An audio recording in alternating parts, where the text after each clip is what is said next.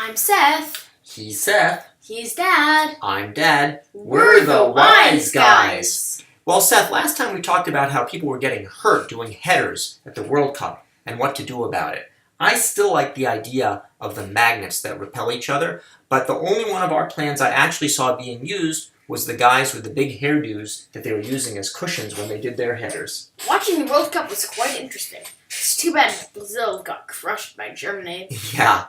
Well, son, since we're speaking about other countries and other cultures, you know as you grow up, it's very important for you to see the world and to learn about other cultures. And that's why we take you on so many trips.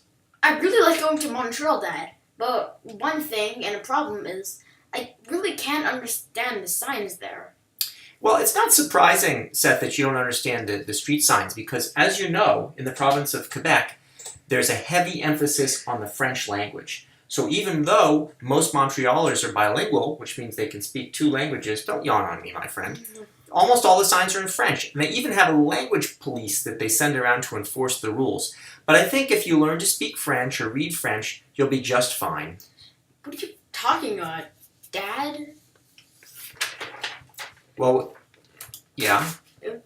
I mean, I know that it's in French, but the signs, it's not the signs that I can't wrote with the writing. It's the ones without any writing.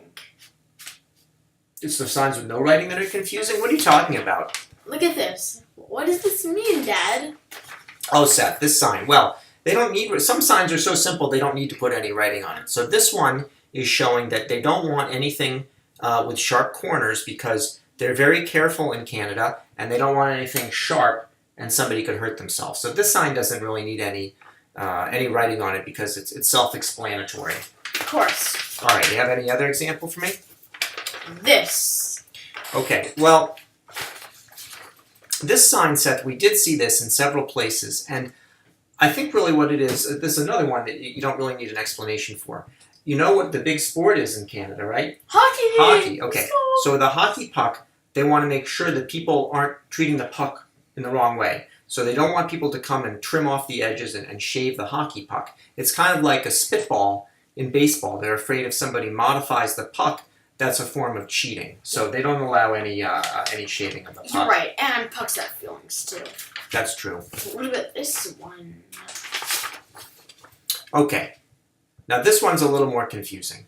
So I believe what it is they're saying they don't want any picnic tables, or they don't want any picnic tables with the round legs. But as I was thinking about it, I think maybe this one was actually upside down, and really it was about clowns, and they don't want any clowns that aren't smiling. They only want happy clowns up there. And of course, one other possibility is that it's telling little boys, not to play with themselves. So anyway, these are all pretty simple. But maybe we should do one of our little rhymes about it, Seth. We usually like to do that. Yeah, thanks for taking the family away. To Montreal, where we all could play. I enjoy the culture and love the food. Don't let people tell you that Montrealers are rude. But driving around is awfully tough.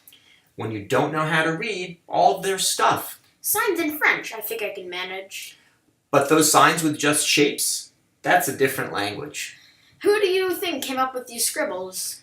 Maybe the Joker, or someone who likes riddles. I like the one with no shaved hockey pucks. Well, they take the sport seriously, so they shell out big bucks. I have to go with the clown face preventer. Or whatever it means to you, you little inventor. I wish they could at least write something down in French. And give wise guys a chance to look up from our bench. We're the Wise Guys. See you next time.